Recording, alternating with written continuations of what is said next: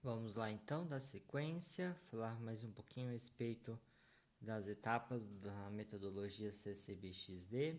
Vamos falar nessa primeira parte a respeito da unidade 3.3, entendendo os trabalhos, que é a etapa 2 da metodologia. Então vamos lá. Então vamos falar um pouquinho a respeito da parte do entendimento dos trabalhos. E aqui então é muito importante a gente entender o framework que temos da metodologia proposto. Então estamos na etapa 2 do entender os trabalhos. E aí então avançando aqui, o nosso principal objetivo do job to be done, né, dos trabalhos a serem feitos, é a investigação e a descrição dos motivos que influenciam a tomada da decisão das pessoas ou das pessoas aí dos clientes, certo? Para isso, então, temos esse framework, que ele é muito importante nesse processo. A gente entender um pouquinho dele. Nessa primeira etapa, vamos falar ali das 3 primeiras caixas desse framework que é uma matriz 3x2. Então aqui, para a gente entender um pouquinho melhor, né, sobre essas ferramentas da metodologia e explorar essa matriz do Job to be Done, vamos nos aprofundar nesses tópicos, né, da definição do mercado em torno dos trabalhos a serem feitos, das descobertas das necessidades do cliente e também da mensuração em torno desse contexto, que é o item 1, 2 e 3. E quando a gente fala então nesse processo do Job to be Done, o primeiro item, né, a primeira caixinha ali de tarefas, né, a serem realizadas é a definição do mercado em torno do trabalho a ser feito. Então, nessa abordagem do Jobs to be Done, ele oferece, né, uma nova perspectiva sobre como definir mercados, né, a serem e entender, né, a concorrência em si, podemos dizer assim. Em vez de focar apenas em uma categoria tradicional de produto ou de serviço, ele propõe um mercado que ele seja definido em torno dos trabalhos que os clientes estão tentando realizar, né? Uma ideia central é que os clientes eles contratem os produtos, os serviços para realizarem uma determinada ação, uma determinada algo específico nas vidas deles, né? Então, mais ou menos é esse o sentido aí do Job Subdome. E aí, quando a gente fala desse processo como um todo e do entendimento do trabalho a ser feito, para definir o mercado, né, em torno do trabalho a ser feito, é crucial primeiro identificar qual é esse trabalho, né? E isso envolve entender profundamente o contexto em que os clientes se encontram. Então, qual é o contexto que o meu cliente se encontra hoje? As circunstâncias que levaram as necessidades, né, de uma solução, de um resultado desejado e entender isso de uma forma mais profunda, né, desse contexto em que eles se encontram. E aí Gart e a metodologia ele trabalham e enfatizam a importância de observar o cliente em seu habitat natural, em seu ambiente natural, e captar esses insights genuínos sobre o que realmente vai impulsionar as decisões desses clientes. E aí, se eu sei o que impulsiona as decisões desse cliente para o fechamento do negócio, de uma compra, de adesão àquele produto ou serviço, fica muito mais fácil todo o meu processo de convencimento e de adequação ou criação de um produto que vai gerar sucesso e valor para ele, né? Então tem até um exemplo, né, que traz em algumas literaturas que é o do milkshake, que foi até um estudo que foi feito, se não me engano, por Clinton, se não me engano. E um dos principais defensores dessa metodologia também, se não me engano, é ele. E ao investigar por que os clientes compravam milkshakes, ele descobriu que muitos eles compravam, né, o milkshake para tomar na parte da manhã e levava de viagem para o trabalho. Isso por quê? Porque eles queriam tornar, né, esse trânsito, né, esse período, né, da viagem até a chegada do trabalho mais agradável. Então aqui o trabalho a ser feito não era apenas consumir uma bebida doce, mas sim de ter uma experiência agradável e conveniente, né, durante todo o trajeto de chegada ao trabalho. É como se fosse uma compensação, né, um despertar de iniciar o dia melhor, de iniciar o dia bem, né, com algo que trouxesse uma experiência agradável, algo viciante, né, podemos dizer assim até. Então, as implicações disso, né, para a gestão da experiência do cliente, ela se dá na definição do mercado. Então, dessa forma, permite que as empresas elas inovem, elas criem soluções, né, vamos dizer assim, que realmente atendam às necessidades dos clientes. Porque conhecemos esses clientes, né, entendemos o que eles precisam, o que é fator de sucesso para eles também. E muitas vezes revelando aí as oportunidades que não seriam viáveis ao olhar apenas para a categoria de produtos existentes. Então, por exemplo, se eu olho, né, tem aquele igual tem muitas vezes nos animais, né, nos cavalos, né, aqueles dispositivos que tapam o olho do animal para ele olhar só para frente, né, enquanto ele está puxando as carroças, enfim, para ele não olhar para as laterais. É mais ou menos isso que o Job to be Done vem tirar essa visão, né, para frente, centrada só naquele produto, somente naquela solução, para um olhar mais ampliado, para a gente entender melhor o nosso público, o nosso cliente e conseguir ver melhores opções a serem exploradas também, né? Então, isso resulta, de certa forma, na inovação em todo esse processo, para criar essas necessidades, né, do cliente, para que ela seja atendida. E aí essas oportunidades que não seriam visíveis, viáveis, né, muitas vezes elas se tornam aí até produtos existentes e de sucesso no mercado. Vai resultar em uma experiência do cliente mais alinhada e satisfatória, né, porque ali eu consigo entender melhor o que ele precisa. E produtos e serviços são desenvolvidos com foco no que realmente importa para o cliente. É aquilo que a gente falou, conhecer o cliente e desenvolver o produto para essa necessidade dele, né? E não para que ele se adapte ao produto, mas o produto adaptando a necessidade do cliente. E uma vez que o mercado ele é definido, então em torno do trabalho, né, a ser feito, o próximo passo, então, que é a nossa segunda caixinha, é descobrir as necessidades do cliente, né? E essa etapa, então, ela é crucial para garantir que as soluções propostas realmente elas resolvam os problemas dos clientes de uma maneira eficaz, né? Então, aqui o uso de combinações, por exemplo, né, de diversas metodologias, elas podem ser utilizadas como entrevistas de profundidade, observação a campo, workshop colaborativo, né? E isso tudo vai ajudar a gente a descobrir essas necessidades do cliente. Essas técnicas ajudam, né, a revelar não apenas o que os clientes dizem que eles precisam, mas também o que realmente fazem, né, e eles sentem. Então isso é muito importante que sejam utilizadas essas metodologias. Existem várias outras também. E aí, dentro das necessidades funcionais dos clientes, a gente pode categorizar em 3 tipos, que vamos levantar essas gamas de informações. E essas necessidades vamos categorizar elas em funcionais, emocionais e sociais, que vamos falar mais sobre elas à frente. As funcionais, elas estão relacionadas às tarefas, vamos dizer assim, específicas que o cliente precisa realizar. Já as emocionais, o nome mesmo já diz, está ligadas aos sentimentos e à experiência que o cliente ele deseja ter. E as sociais, elas envolvem a forma como o cliente ele deseja ser percebido pelos outros.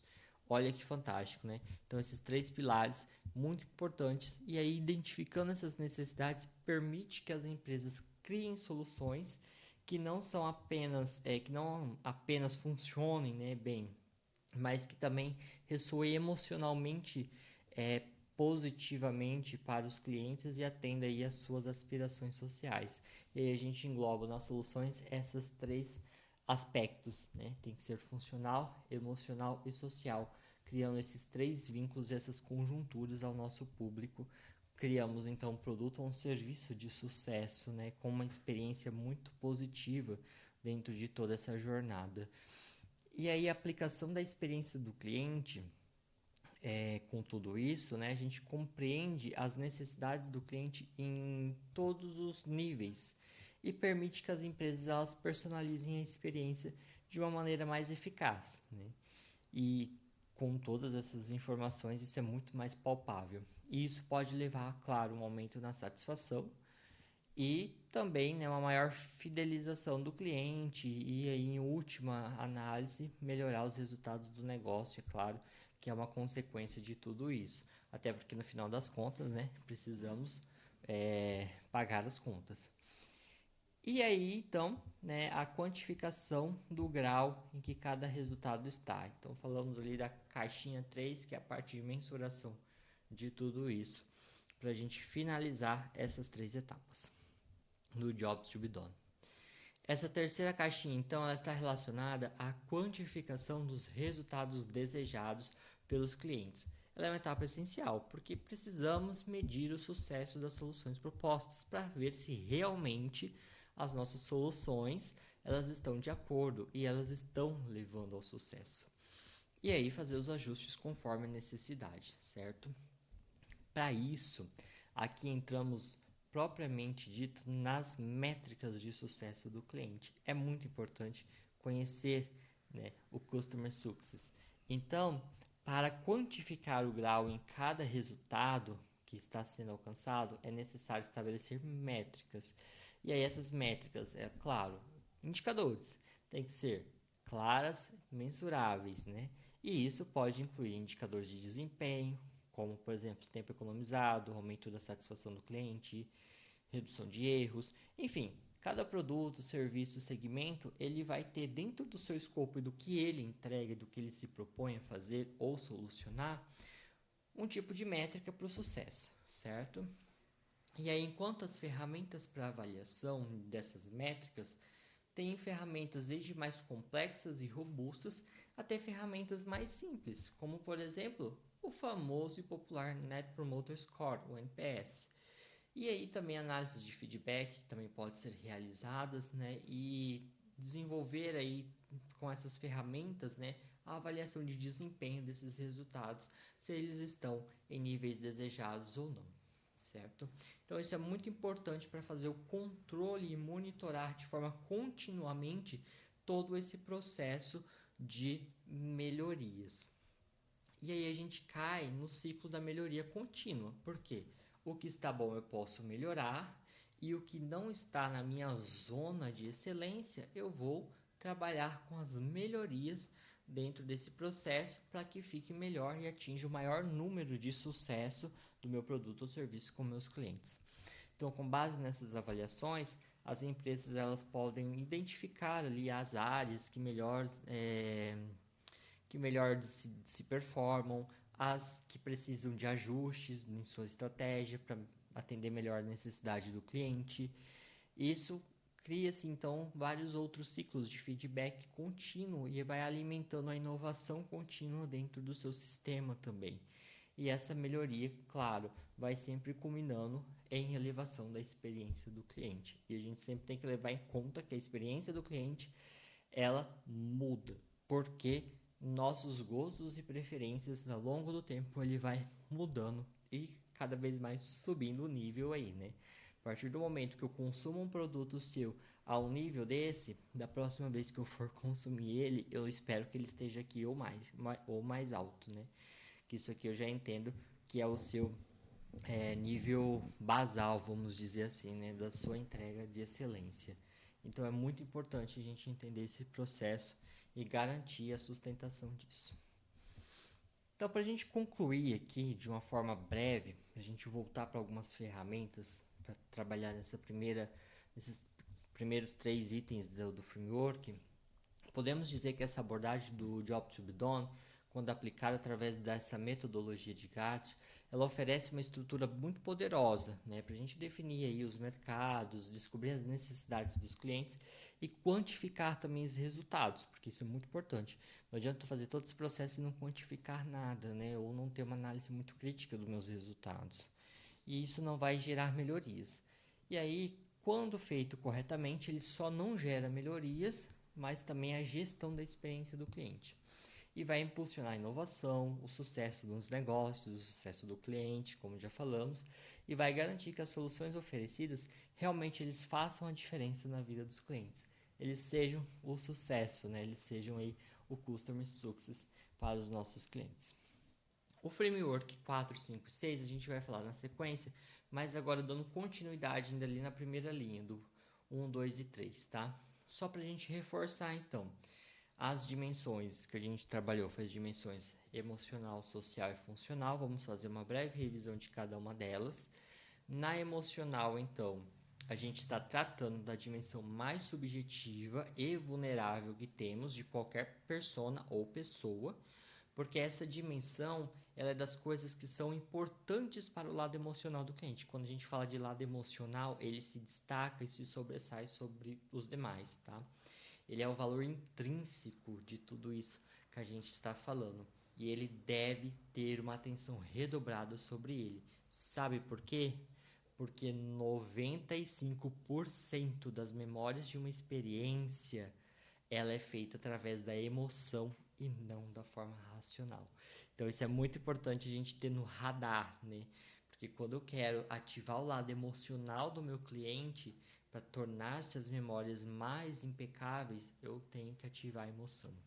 E quando a gente fala ainda mais, né, segundo esses estudos, de áreas como a área da saúde, voltando aqui um pouco, né, mais um pouquinho para o enfoque da saúde, isso ainda é um pouco maior, porque é uma etapa, né, e um consumo em que o cliente ele está muito fragilizado emocionalmente, muitas vezes ele tem um risco iminente de morte, então está tudo muito mais aflorado. E aí ativando o lado emocional dele, essa memória ela pode ser até uma memória que a gente fala de inesquecível, né?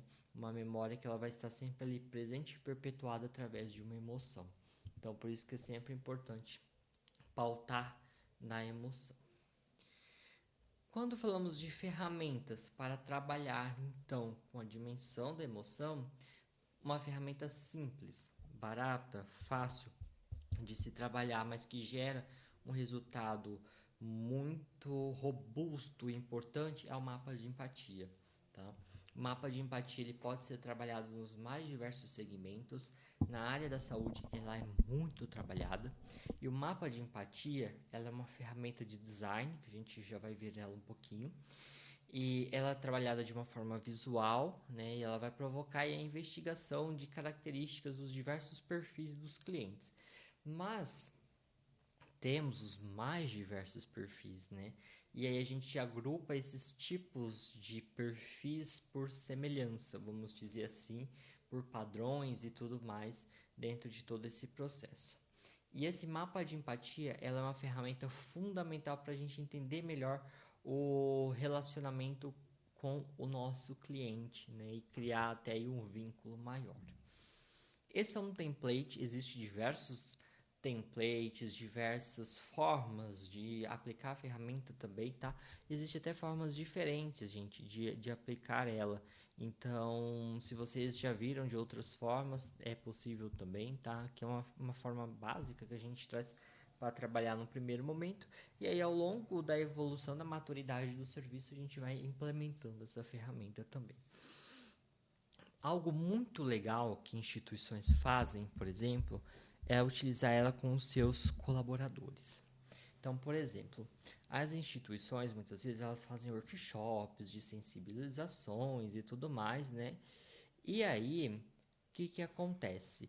Elas fazem a aplicação com os próprios colaboradores. Então, fazem grupos de colaboradores. Os colaboradores, eles se tornam pacientes e acompanhantes. E aí eles preenchem esse framework de acordo com o contexto. Então eles recebem a descrição do paciente sexo tal, ele estava com tal sintomas, procurou o atendimento por tal coisa, assim, assado. Geralmente fazem muito isso em pronto-socorro e pronto-atendimento, que é onde tem os piores NPS, né, da história dos serviços de saúde, característicos mesmo por causa do atendimento, né, da porta de entrada de pronto-socorro. E aí eles vão viver essa experiência, né, de paciente e acompanhante e vai escrever e responder todas essas perguntas ao final dessa trajetória deles. E a equipe de saúde vai fazer o mesmo processo, tentando utilizar a empatia, se colocando no lugar desse paciente, desse cliente, preenchendo também essas informações. No final a gente junta todo mundo e aí senta e faz a discussão de tudo isso, propondo os pontos de atenção e de melhoria. Algumas instituições onde temos os conselhos consultivos, né, de pacientes. Quando os pacientes passam por atendimento, eles podem preencher também o mapa de empatia em conjunto com a equipe. Outras situações também, a gente pode emular, né, a persona que a gente fala, que é tentar pensar como uma persona e preencher também esse instrumento, tá? Muito, muito legal, importante e ajuda muito a gente a melhorar, né, as nossas unidades de serviço. E aqui a gente vai ver muito assim, melhorias como melhoria da iluminação, de limpeza do teto, porque a gente não fica olhando para cima, o paciente que está deitado na maca, ele veja tudo, a luz que fica diretamente no rosto dele. Então tudo isso, quando a gente se coloca no lugar do paciente, faz essa jornada, a gente consegue observar e relatar aqui e traçar essas melhorias. Uma outra dimensão é a dimensão social, né? Então, como a persona ela deseja ser percebida ao buscar a solução aos seus problemas e necessidades. As dimensões das coisas em que os clientes fazem para alcançar os resultados desejados. Aqui já é o valor extrínseco de todo esse processo. A gente já falou um pouquinho dessa dimensão. E aí, por fim, a gente tem a dimensão funcional. Para recapitular também. A dimensão funcional ela é mais simples para conseguirmos descrever e apontar o que a persona precisa realizar. Por quê? É algo muito mais objetivo, né? Ela é a atividade necessária que a persona faz ao longo da sua jornada para conseguir utilizar os produtos ou serviços envolvidos no resultado desejado. Então, essa dimensão é das coisas que o cliente faz para alcançar os resultados desejados. É o valor de trabalho a ser feito, tá? E aí tudo isso a gente aplica-se nessa ficha de entender os trabalhos da etapa 2. Então toda essa etapa 2 a gente pode documentar ela através dessa ficha, tá? Da metodologia CCBXD, que é a avaliação desde o cenário atual, né?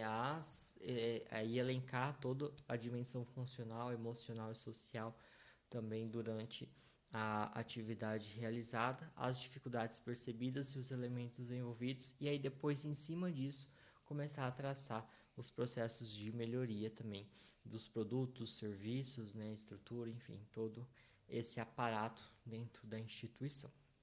Então, tudo isso é muito importante que a gente entenda, né, ao longo dessa jornada do cliente também, desse processo de entender melhor para que a gente desenvolva produtos, soluções e serviços melhores também e agregando valor e experiência. Então essa é a etapa 1, aguardo vocês no próximo vídeo para a gente dar continuidade na unidade 3.3 com a parte 2 para a gente terminar então de falar um pouquinho mais sobre desse framework do Job to be Done, falando do ponto 4, 5 e 6. Espero vocês lá.